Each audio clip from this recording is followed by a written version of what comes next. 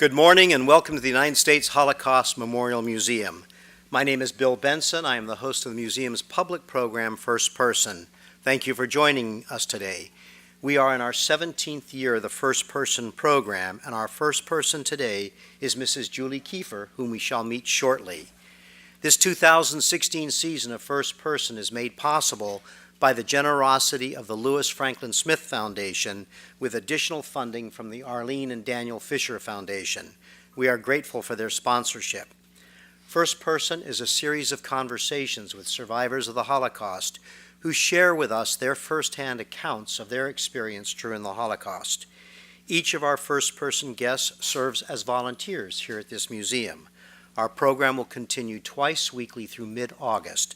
The museum's website at www.ushmm.org provides information about each of our upcoming first-person guests. Anyone interested in keeping in touch with the museum and its programs can complete the Stay Connected card in your program or speak with the museum representative at the back of the theater. In doing so, you will receive an electronic copy of Julie Keefer's biography so that you can remember and share her testimony after you leave here today. Julie will share with us her first-person account of her experience during the Holocaust and as a survivor for about 45 minutes. If we have time toward the end of the program, we'll have an opportunity for you to ask Julie a few questions. The life stories of Holocaust survivors transcend the decades. What you are about to hear from Julie is one individual's account of the Holocaust. And we have a brief slide presentation to help with her introduction. Julie Keefer was born Eula Weinstock to Jewish parents in Lwów, Poland on April 19, 1941. This photograph of Julie is the only one that exists from her time in hiding. On this map of Poland, the arrow points to Lwów, where Julie was born. In this photograph, Julie's father Herman is the man farthest to the left in the back row, and her mother Sala is the woman farthest to the left in the front row. Julie's parents also would have a younger daughter named Tola. In June 1941, Germans occupied Lwów. German and Ukrainian authorities forced all Jews into a ghetto, including Julie and her family. On this map of Lwów, the white arrow points to the location of the ghetto. Julie's grandfather was arrested and made a forced laborer. After working at a lime quarry, they moved him to Janoska labor camp, which is indicated here with the red arrow. He escaped this labor camp. Then, learning that the Lwów ghetto would be destroyed, he helped Julie, her parents, and her sister hide in a bunker in a nearby forest with 30 other Jews from Lwów. He then moved Julie and her sister to live with his non-Jewish friend, Lucia, because he feared the girls crying would give their hiding spot away. In March 1942, the Germans deported thousands of Jews who had remained in the Lwów ghetto to the Belzak killing center. They boarded trains from the Kleparov train station, which is indicated here with the blue arrow. This photograph shows Lucia Nowiska on the left and Isaac on the right. Isaac assumed the identity of Lucia's husband, and they introduced Julie and her sister as her nieces. Isaac traveled back and forth between Lucia's house and the forest to help the people that were in hiding there. At one point, Lucia was arrested by security police. With Lucia in prison, Isaac hid Julie's sister in a Catholic children's home. When Lucia was released from prison, she returned home and cared for Julie. One day, while Isaac was visiting Lucia in town, Germans found the bunker in the forest and killed everyone hidden there, including Julie's parents. At the end of the war, as Soviet troops approached, the Germans evacuated the Catholic children's home where Julie's sister lived. Isaac and Julie were unable to find Julie's sister after this. This photograph shows Julie, the older girl on the left, Isaac, Lucia, and Julie's friend in a displaced persons camp after the war. Isaac sent Julie to America in 1948, hoping to join her later. Julie lived in a children's home for 6 years until a couple from Cleveland, Ohio, adopted her. Isaac married Lucia, and they eventually immigrated to the United States and settled in New York. Following Julie's adoption by Thea and Fred Kleestadt at age 16 in 1957 and her graduation from high school, Julie attended Oberlin College in Ohio, where she majored in French with minors in Spanish and art. While at Oberlin, Julie met Larry Keefer, whom she married on June 24, 1962, 54 years ago. Julie furthered her education with a master's degree in special education to work with emotionally disturbed adolescents and did PhD-level study in human growth and development. She studied psychology at the University of Nebraska. After Julie and Larry moved to the Washington, D.C. area, she continued her studies at Bowie State University and several other academic institutions.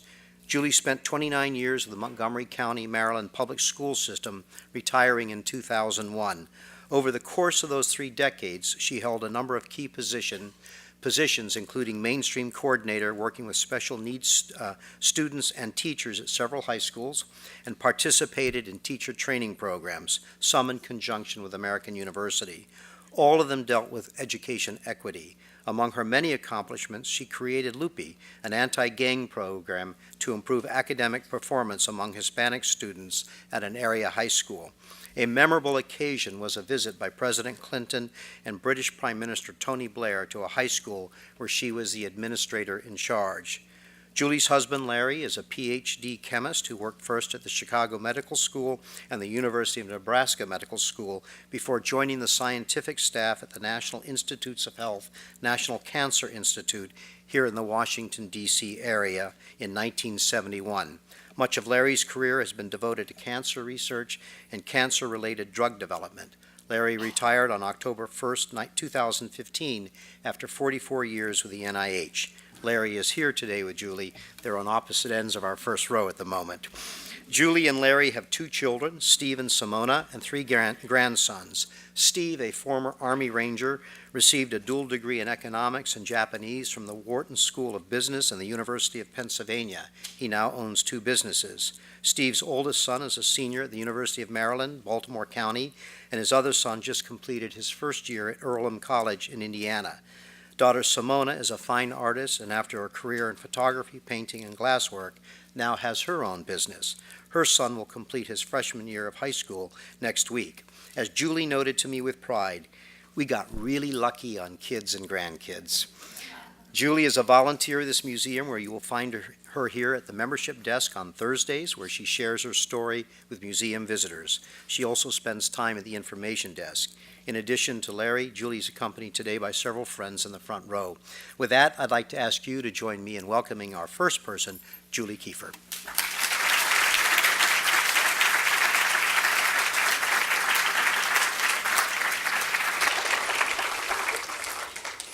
So sorry you have to carry the microphone. It's okay. All right.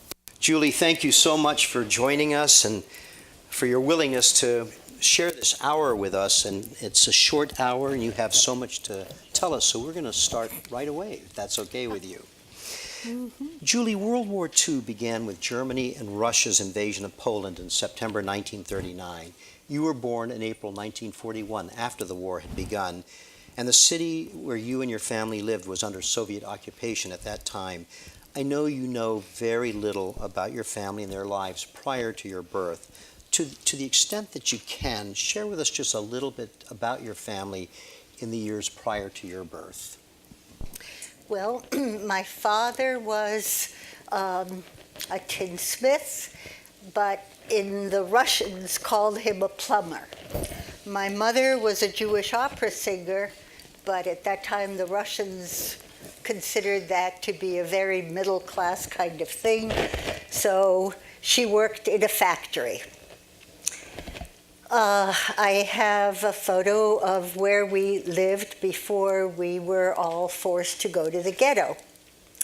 The woman who saved our lives and where my grandfather lived first was outside of the ghetto, and she ran like a taxi cab company. She and her husband, but her husband was taken away. Then she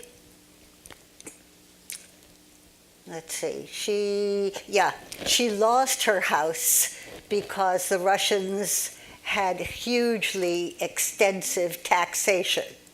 And if you owned a dwelling, you had to pay a great deal, and she couldn't afford to keep it. So as the war went on, she worked as a live-in housekeeper for a retired Polish engineer and his wife. Julie, back to a little bit about before the war began in your family, in the early years. You mentioned your father was a tinsmith, although the Russians called him a plumber, and your mother was an opera singer. You have, there's a particular song that evokes a memory of your mother. Will you tell us a little bit about that? You know, I remember almost nothing about my father. He's a cipher, kind of, to me. But my mother, what I remember about my mother was that she had this beautiful soprano voice. And when I hear If in Prepperdick, I can't even pronounce it, I'm sorry, a Jewish lullaby, it always reminds me of her. She must have sung that to me when I was little. And I remember that she was soft and cozy and smelled milky. As you will explain to us later, Julie, your grandfather was very essential, totally essential to your survival. What was his occupation at that time? He was an... Julie, I'm going to move your sweater if you don't mind. It's running. Okay. Yeah, there we go. Sorry for the striptease, folks, but okay. Try not to be fresh. Yeah, okay. Anyway, my grandfather was an importer of fruits and vegetables. He was a merchant. And of course, he couldn't do that. Jews were not allowed to be in anything. So he would exist however he could. And he sent a couple of his children to the United States before the war, is that right? No, he is the oldest of 6 children. And his father decided to send the 2 girls, the only girls in the family, to America. Before the war. Long before, because that was the time of the pogroms, and he was concerned for their safety. Yeah. Nazi Germany turned on the Soviet Union in June 1941, just months after your birth. Within days, the city of Lwów was occupied by the Nazis, and your family was forced into a ghetto. Tell us what that meant for your family, including your grandfather Isaac, for them to move you so quickly into the ghetto. It meant my grandfather was, I guess today we would call him very street smart. And he and my father got together and built a secret compartment in his barn by his house in the ghetto. And we all, my mother, my father, and I, went into this one kind of tiny space that was occupied by many other people. I don't know who. I don't remember. My grandfather didn't make it in time, so he was captured and taken to his first labor camp, and that was Yaktorov. And then the whole camp got typhoid, and so the whole camp was evacuated to hospitals, even Jews. But the Jews were supposed to come back by trains to Yaktorov again, but somehow they worked it out so that my grandfather wound up somewhere back in the ghetto. So my first hiding place, because basically there were 3, but my first one was, and I was very young, some of what you're hearing, I was told, some exists in my grandfather's diary. And very little do I remember, but there are glimpses and little pieces that I remember, usually kind of by smell or especially by smell and vision, by the senses and touch. Julie, do you know if other members of your extended family were also forced into the ghetto at that time? I don't know. I would imagine, see, my uncle, on that picture that you saw before, my uncle was the one in the Polish army uniform on the right, and his wife was underneath. I don't even know his name. I know that my uncle and aunt had two boys who were much older than I, but I'd imagine, I don't know whether his wife went to the ghetto. I know he didn't. I don't know. I really don't. Julie, your grandfather was taken by the Nazis to Janowska, forced labor camp where thousands of Jews were killed. Do you know how your grandfather ended up in Janowska? And tell us about that place. It was a horrific camp. Yes, and sometimes we in the United States know about many of the camps that were liberated by the Allies, but we don't know much about those that were liberated by the Russians. And this was one that was liberated by the Russians. It was a huge death camp. If you passed muster, if you were a strong man, you were taken for forced labor. My grandfather's job was stone cutting, and cutting stones and carrying them, and cutting stones and carrying them. After he lost 100 pounds, he was told that he was going to be shot the next day, because those who couldn't work were either taken to, I forgot what they called it, but this kind of like huge ditch in the back, and shot. Or they were sent to, usually not, to Belzec. It took too much money for transportation and so forth. So he found out he was to be shot, and he decided to escape. There's a song called "Freedom's Just Another Name for Nothing Left to Lose." So he decided to escape because he had nothing left to lose. And Janowska was on the top of a hill, and it was huge. And when the sentries were opening the doors for new prisoners, he decided to jump down. There was a huge hill, and he kind of ran and jumped, or whatever, down this hill, crossed the street, and went to, across the street was a huge ditch. And at the bottom were some railroad tracks.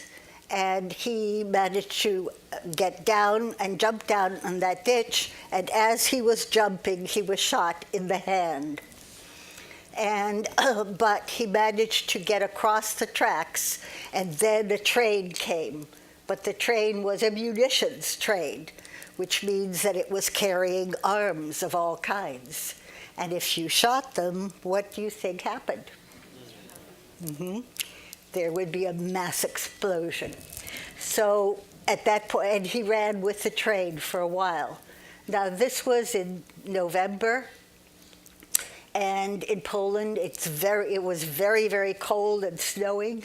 He was wearing a thin concentration camp uniform and barefoot, because of course all their clothes and everything were taken away, and he was given wooden shoes that didn't fit, because he had big feet. And so there he was, barefoot, bleeding, cold, hot, with fever. And he managed to get to a woods nearby, and then he went to the closest town, and he met a Polish peasant, Mr. Boreski. And my regret to this day is that somehow we were not able to get Mr. Boreski on the wall of the righteous amongst nations. And I wish we had, because Mr. Boreski, my grandfather had removed his Jewish stars from his jacket and pants. And by the way, especially for those of you who are younger, two things. One is, the only survivors who have numbers are survivors from Auschwitz. Every other camp had different forms of identification, usually Jewish stars sewn on. Then the other thing is that children my age were never in camps. We were useless. So we were used for target practice or other ways of killing. So anyway, Mr. Boreski saw, and my grandfather said, "You know I'm a Jew." He said, "Yes, of course I know you're a Jew." And he said, "Come inside." He washed him up and put mercurochrome on his hand, gave him warm clothing, bandaged his feet with rags, and gave him a warm coat, told him to sleep in the stable. And my grandfather said, "You know, I can't do that, because what the Nazis did in Poland, if a non-Jew helped a Jew, the whole family of the non-Jew was hung on lampposts, and then the Jew was killed, and the person helping the Jew was killed." So it's amazing that any Jews took that risk, non-Jews took the risk of helping Jews, because it was so hideously dangerous. But Mr. Boreski did. And then he gave my grandfather, and he said to my grandfather, "Look, I'll leave the barn door open. And if the Nazis come, I'll just say, 'I don't know who sleeps in my barn.'" Okay, so the next day he took my grandfather to a nearby woods, the Bolshevitsky forest. And that's when my grandfather started, and he gave him 3 breads and a shovel. And my grandfather started digging a ditch to protect him from the weather and also from the Nazis. And as time went on, more and more Jews came from various small towns around to avoid some of the actions. Action is when the Nazis would bring Jews and bring them together and have them taken by train to Belzec or whatever. But so your grandfather, as time grows, eventually he would have more than 30 people in his group, and you described he was trying to dig a ditch to protect himself. With that many people, they actually began and built a bunker in the woods. Huge tunnel. For the 30 of them. Tell us, and eventually, of course, then his family would join him there. And not only were they using the bunker as a place for protection, they also began doing acts of resistance against the Nazis. Tell us about that time in the bunker. My grandfather had been a trained officer in the First World War, and he had a lot of experience. So he was made the leader. One of the men who had come in to join them had a gun. So the men, and there were women, and there were well over 30 at one point. But the men would go out at night, and they would shoot the tires of Nazi munitions trucks. And if the drivers didn't run away, they would kill them. And they would take grenades, guns, rifles, ammo, whatever. They would also go at night to the Ukrainian police depots and get any kind of supplies they needed and bring it back to the bunker in the woods. Now, the bunker in the woods, it was cold, it was damp, and the funny thing is my very first memory is actually of that bunker in the woods. Would you like to hear about it? Okay. It was what I remember, and remember, I'm close to 3 at this point. I remember a huge ladder, probably 6 feet, no more, and you went down on the ladder, and there were wet mud walls. And one room, the largest room, was probably about 12 feet long, maybe 6 feet wide. And at the end of this one room was a huge splintery round table, because I was feeling my way, and it did feel splintery. And on it sat a fat candle, which was the only source of light anywhere. And you could smell that smell of wax and that smell of mud. And there was a smell that's hard to describe, but is a combination of metallic and sweat, and I call it the smell of fear, because it was that I remember. Now near this, there was like an archway, and there was another smaller room. And why I remember that was that I remember being fascinated by these big metal things, and I was about to start touching them, and my grandfather yelled, and he never raised his voice at me, never, much less his hand. And he raised his hand, "Yulichka, don't touch!" And I was shocked. And I found out later I was about to touch the rifles and the grenades, and he was afraid that I would shoot myself and others. Judy, can you tell us why your grandfather took you and your parents, and I think by that time your mother had had your little sister Tola, took you out of your hiding place in the ghetto into the woods, into the bunker where he was hidden with the other members of the group? This was sometime in 1943. The Nazis were going to burn the ghetto. And of course, that's where my mother, my father, now my baby sister, who was born while hiding in this hideous hole in the ghetto, were hiding. And so we would all be burned up. So he had gotten some Nazi uniforms, got a Nazi truck, command car, and he and some friends drove to a nearby woods, and he decided to get us out. And so he went into the ghetto himself, and he got my mother, my father, my baby sister, and me out. What I do remember I don't remember any part of that, but what I remember is I remember running to him and grabbing his legs and saying, "Grampy, Grampy," because I was very close to him. And even his daughter didn't recognize him. His brown hair had turned white. He had lost a great deal of weight.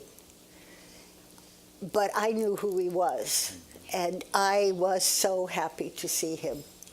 So I guess he carried me, because I remember clinging to him like a monkey. And my father must have carried my baby sister. And the plan was that we were supposed to be hidden, but my mother refused to be parted from her husband or her father, because she had already lost her mother. And so we all went to the tunnel. So you're in the bunker. Do you know if there were any other children in the bunker besides you and your sister? There were a couple of teenage girls, and otherwise it was 5-month-old Tola and 2 3/4-year-old me. Mm-hmm. So they're very young children in the bunker, and your grandfather then made the decision to take you and your sister from the bunker in the forest and to go into hiding with Mrs. Lucia Nowiska. Tell us what you can about why he took you out of the bunker and about taking you to Lucia's home. It was cold and damp. Of course, we couldn't bathe in hot water because you couldn't make fires. The Nazis would find us. Everyone got lice and scratched, including my baby sister and me.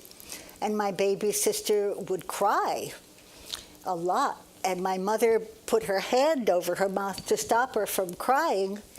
And I remember, well, I was told that my grandfather, and by the way, the word for grandfather in Polish is dziadu. So dziadu said, "Sala, you'll smother the baby." But my mother was frantic because we were making noise, and everybody was already jumpy because the Nazis would come and kill us all. So my grandfather, who was the leader, claimed that everyone has a right to live, and he can't allow his family to endanger everyone. So he borrowed some peasant clothing from Mr. Boreski and a cart and went to the central market in Lwów. And there he was looking for Dr. Grohr, who ran a children's home.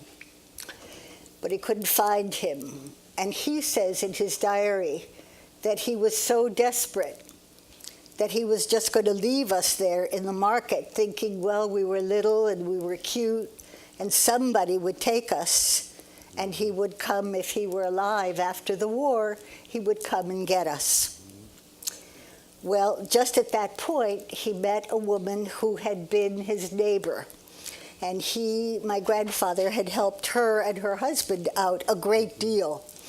He had lent them money for the cab business. He hired people for them.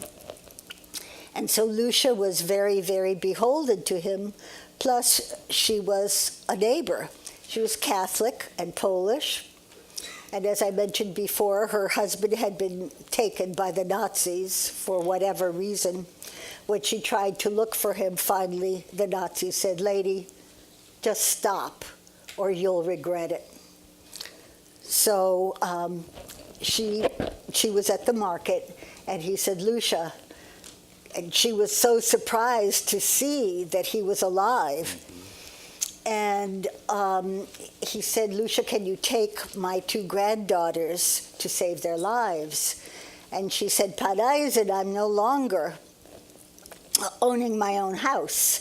I live as a live-in housekeeper, so I would have to tell and ask Mrs. Schwarczynski if I can bring the children." So they made up a story, my grandfather and Lucia. And the story was that my grandfather was Lucia's husband, and he had the ID, the photo ID of her husband. They were both 6'2", both about 200 and some pounds. They had supposedly brown hair and hazel eyes. And so my grandfather had his ID papers, and so Isaac Eisen became Stanislav Nowitzki.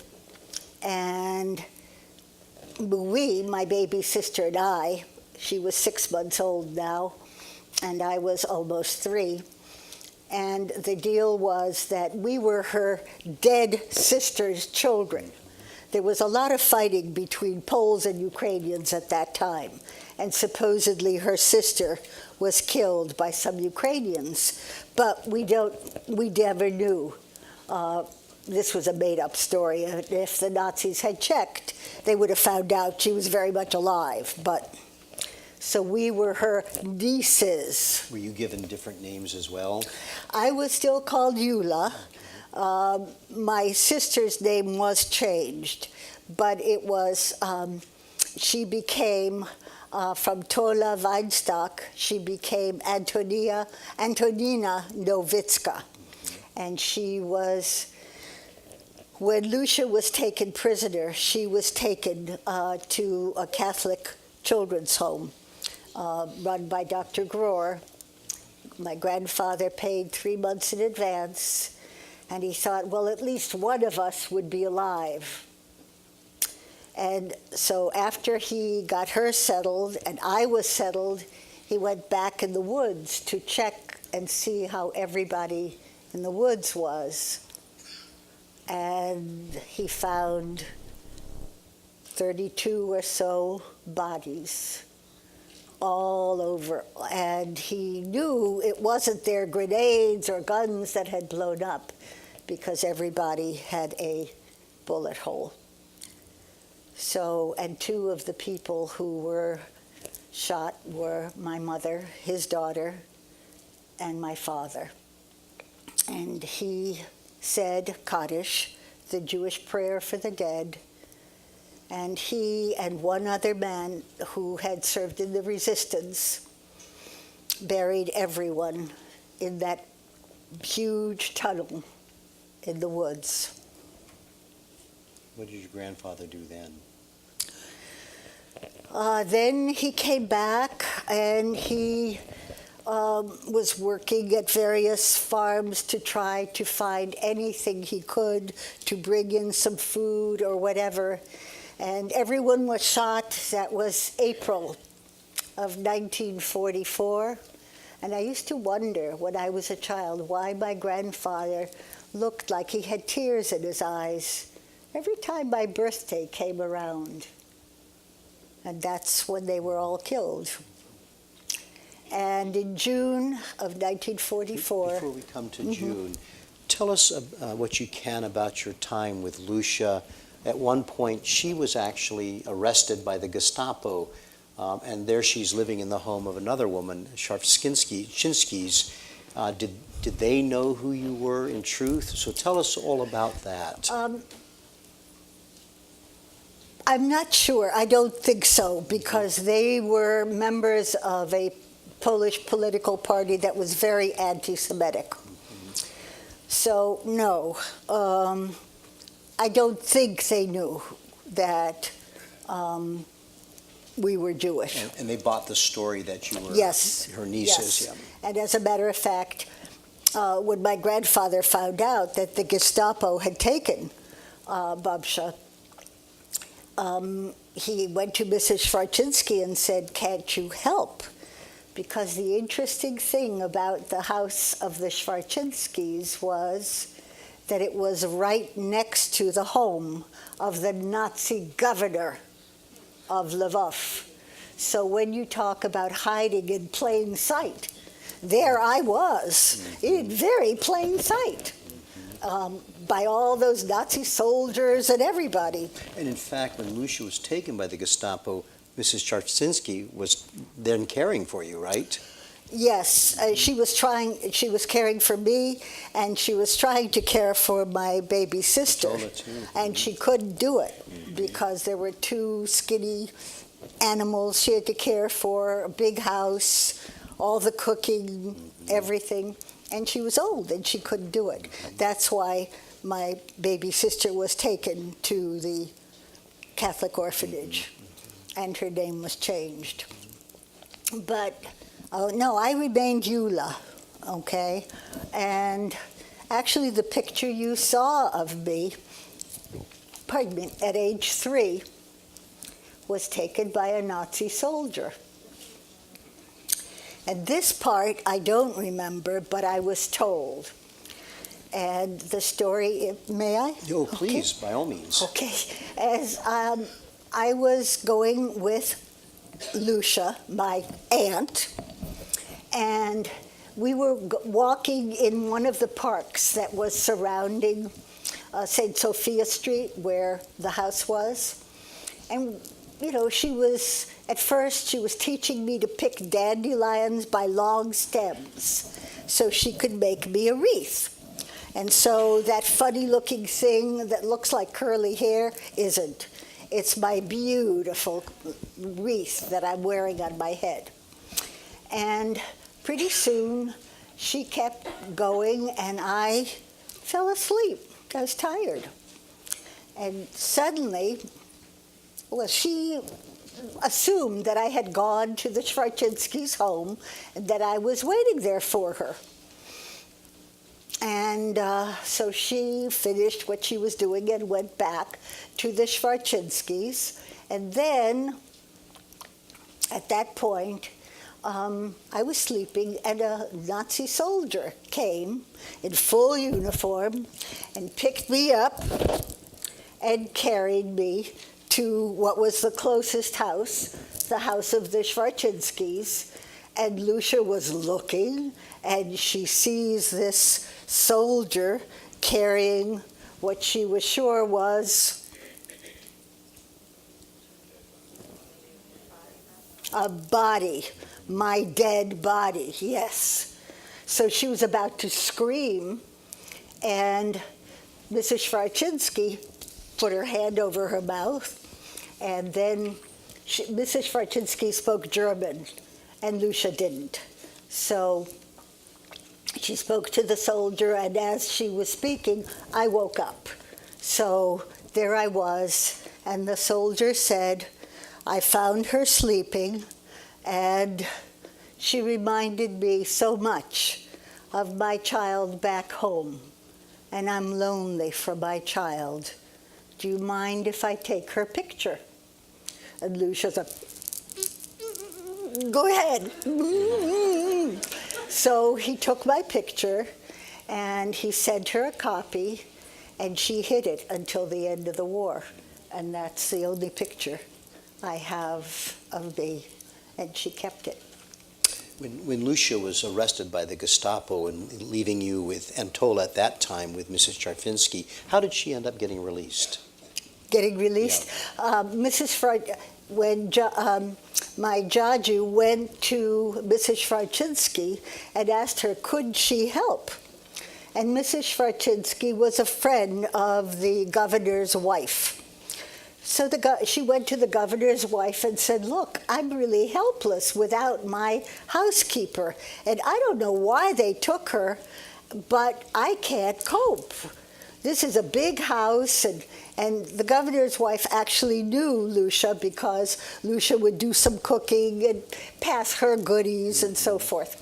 So Mrs. Schwarzinski went to her husband and said, you know, I don't know what the Gestapo's thinking of. They took Lucia, of all things. Of course, they took her because someone on the street had said Lucia Novitska, housekeeper for the Schwarzinskys, was hiding Jewish children. So the Gestapo took her for questioning, which of course meant torture. Well, the governor got in his car, went immediately to the Gestapo headquarters, and said, I want Lucia now. Okay. So the Gestapo had her clean up and swore her to secrecy about what happened to her. And by the way, she was tortured, but she never broke. She never said that we were Jewish or that there were more Jews hiding in the woods or anything like that. And she was brought back as a housekeeper to the Schwarzinskys. And continued to care for you And at that continued point, to yeah. care for me, yes. So as you were starting to say a few minutes ago, June 1944, that's when you were liberated. Tell us about your liberation and what happened to you once you were liberated by the Soviets. What happened after June 1944? What I remember I just remember I remember our first apartment in Lwów. We got an apartment because to the Russians, people who were survivors of concentration camps got preferential treatment. So his preferential treatment was that we got this apartment in a mainly burned out building and bombed. There were big rocks all over the place. And my grandfather went to all over Lwów looking for Jewish survivors, and found one little boy who was about 10, and he was living with a woman who took care of him. And my grandfather said, well, why don't you come with us? And the little boy didn't want to leave her.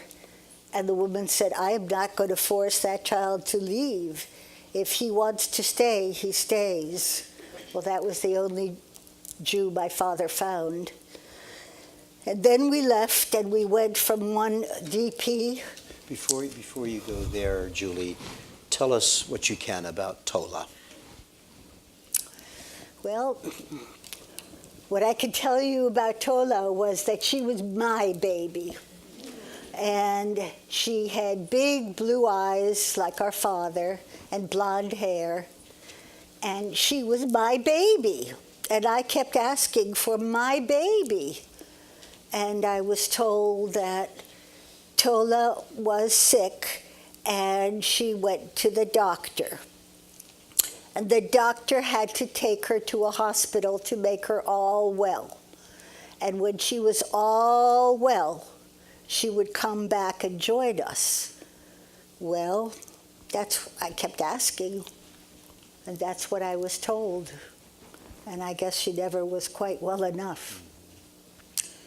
But that first home that she was in, a part of the roof was, the only home, a part of the roof was bombed, so the 80 children and nuns were moved to another place.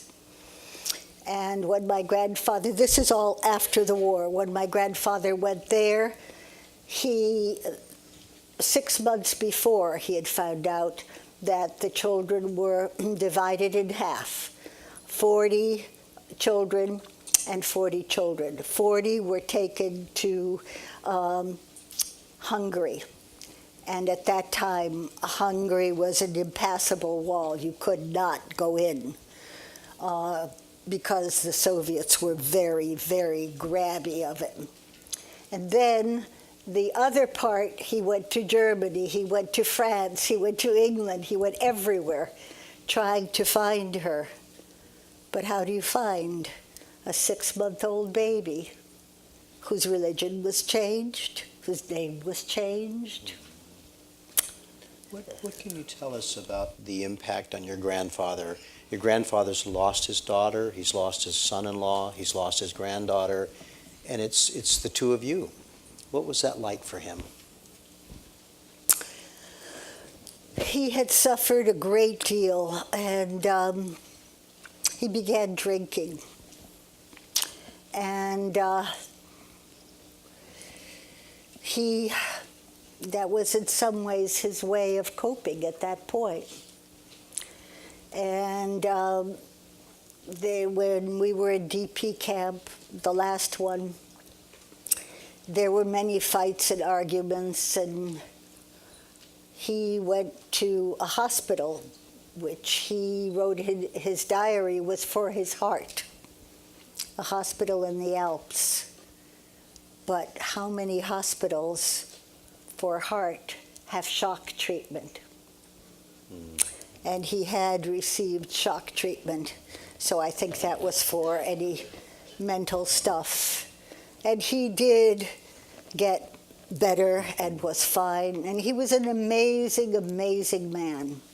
In fact, he ended up marrying Lucia, right? Absolutely. Mm-hmm. Mm-hmm. And they came to the United States after you. What, Julie?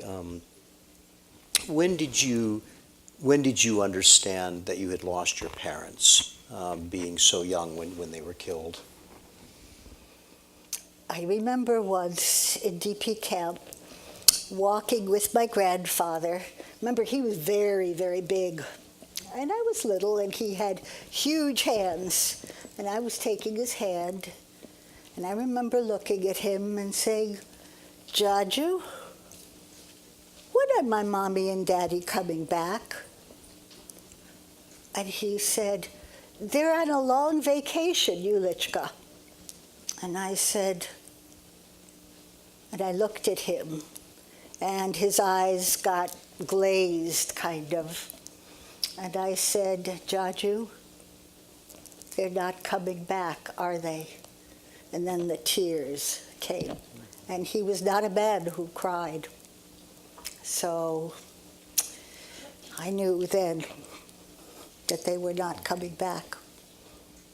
Tell us what prompted him to send you to the United States. DP camp was one room in a wooden barrack. Every family got one room, no DP heat. was the displaced persons camp after the war. Or I like to think of it as delayed pilgrims. Okay? So anyway, we delayed pilgrims were there. And in one room, no heat, no running water. There was a pot-bellied stove for cooking or heating if you could find coal or wood, which was very, very hard to do. And that's how we were living. And food was unbelievably scarce, and everything was scarce. And bathrooms were like those outdoor privies, but all in a row on one side of the camp. No one heard of toilet paper. Everybody used newspapers. And life was very difficult. And my grandfather, visas to the United States were very hard to get. And by luck one day, my grandfather saw something, a sign that said, if you were a child and an orphan, you could come to the United States. So he had tried to get us all into Palestine, but the various Jewish organizations said, we can't, it's too dangerous, we can't take any more old people and orphan children. So we couldn't go to Palestine, which then became Israel later. And then, of course, we couldn't all go to the United States, but I could, so he decided to send me. That was a huge decision on his part, in It's a light of all his huge- losses. It was, I guess it was, but I just remember that I felt so betrayed because he had been my rock. Right. He had been everything. So you came to the United States in 1947. 8. In 1948, ended up spending several years in an orphanage in Cleveland, It was a children's home. children's home, and then at age 16 you were adopted. I was so lucky. I had some wonderful people in my life who just made such a huge difference to me. A couple were teachers, and I had a child analyst. The children's home sent me to one after my third social worker in 3 weeks. And she came and she said, well, Julie, would you like to talk to me? I said, no, you're just going to go away like all the others. No, I'm not talking to you. So Belfair tried this experiment. And they made a relationship with Hannah House, which was a part of University Hospital. And I would be taken to see Miss Barnes, who was a child analyst. And I'd play, and we would talk, and she was kind of one of the mainstays of my life for many, many years. When I was in a talent show, and you have 2 cottage parents and 12 girls, they can't go to watch you in a talent show. So there was Miss Barnes sitting in the front row as I sang Frankie and Johnny looking straight up at the ceiling. And I got my first doll, well, my first bicycle from Miss Barnes, and she was just always my special person. Then, and then of course I was so fortunate. The people who adopted me were so fabulous. So to this day, when I talk about my parents, I mean Fred and Thea Kleistad, because they were my parents, and they were unbelievable. Thank you, Julie. Thank you. We have time for a few questions from our audience. Is Sure. that okay? Should we Oh, do sure. that? Okay. Sure. We're going to, it's our tradition at first person that our first person has the last word. So we'll close the program with Julie's last word. So I'm going to ask if you'll all remain with us through the question and answers so that you get to hear Julie's last word. So we have microphones. Jan and Gabriel have microphones in their hands on either side of the aisle. If you have a question, wait till you get a microphone. Try to make your question as brief as you can. I'll repeat the question so that we're sure everybody hears it, and then Julie will respond to it. So anybody have a question they'd like to ask Julie? And if not, I have tons more. Okay. Here we go. Thank you so much. So after you were adopted, you were 16, you went on and you went on and you went on in your education. Did they give you a good basis of education at the children's home, or was it your adoptive family that put that love of education into you? The question is your love of education, how much you pursued. Did that come from the children's home? Did it come from your parents? How did you pursue all that you pursued academically? Part of that whole love of education was inbred in me through my grandfather. It was an expectation, even though I hated Hebrew school. I hated it. I kept getting smacked because I was left-handed.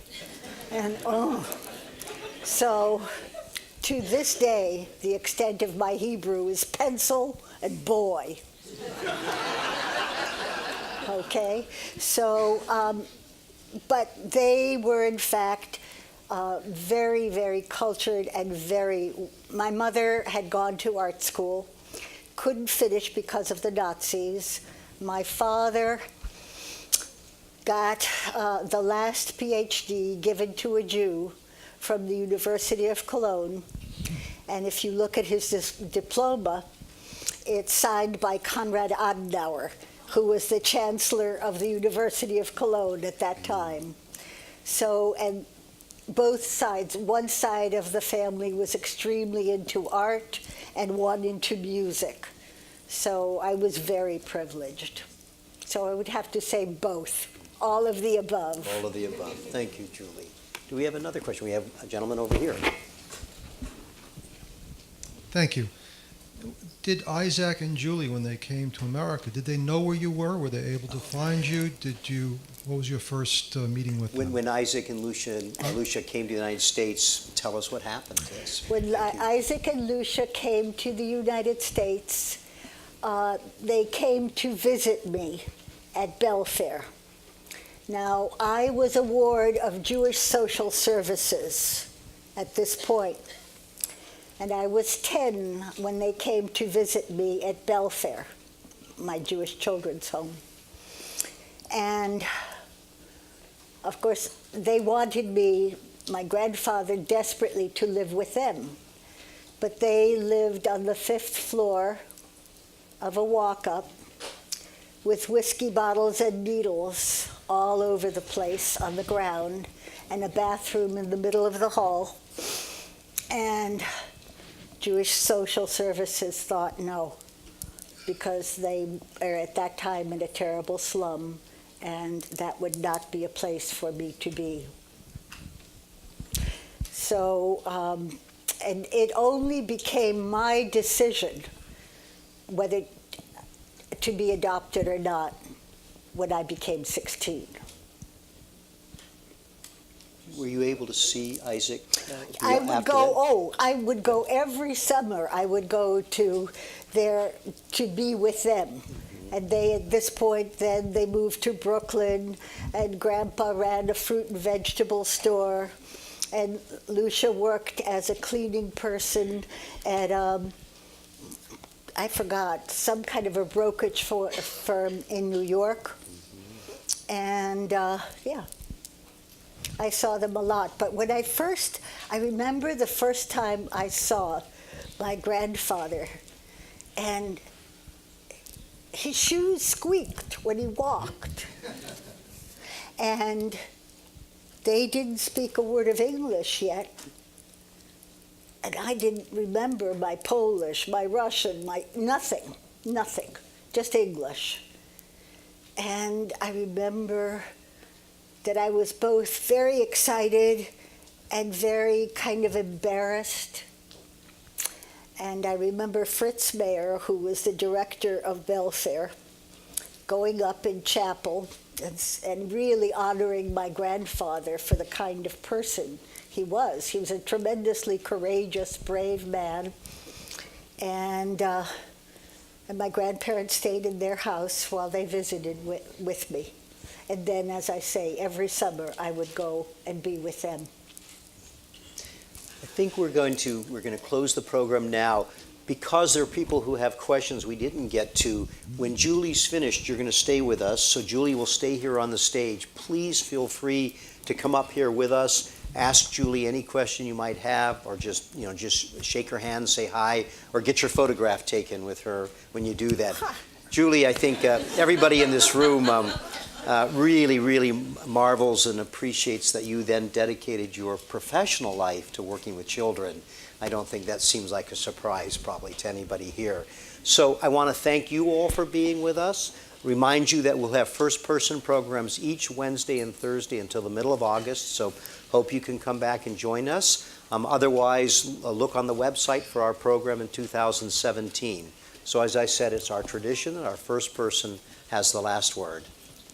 I get the last word? Julie, one more thing. When Julie's done, I also want to ask you to stand up, because our photographer, Joel, who's right here, is going to come up on stage and take a photograph of Julie with you in the background. So when Julie's done, we'll get the photograph, and then come on up after that if you want. Okay. I wanted to say a couple of things. It took me a very, very long time in my life to be able to talk about my very early experiences, because it was very painful, which is one of the reasons I do it, because I hope that no other child has to go through some of what I had to go through in my earliest youth. And those who deny the Holocaust, that's why I'm here, because it did happen. I also speak because 6 million of my people were forever silenced. So I have just one little voice to speak for some, just some of those, so that they did not die in vain. Above all, I look to you because you are our future, and we're so lucky, because I've met many of you, and you are dynamite. I love the fact that you are interested in justice and fairness for everyone. I love that. And that you're willing to stand up against injustice and not be a silent bystander. I really like the fact that you do that. Remember, if you see bullying, go to someone you trust and tell them what's going on. Don't just, well, first of all, if you see somebody picking on someone else, don't get in the middle of a fight. Violence just begets more and more violence. But go to the police, anybody you trust, and tell them what's going on. And go to that person and try to befriend that person so that that person doesn't feel all alone. And remember, never again to anyone. Thank you.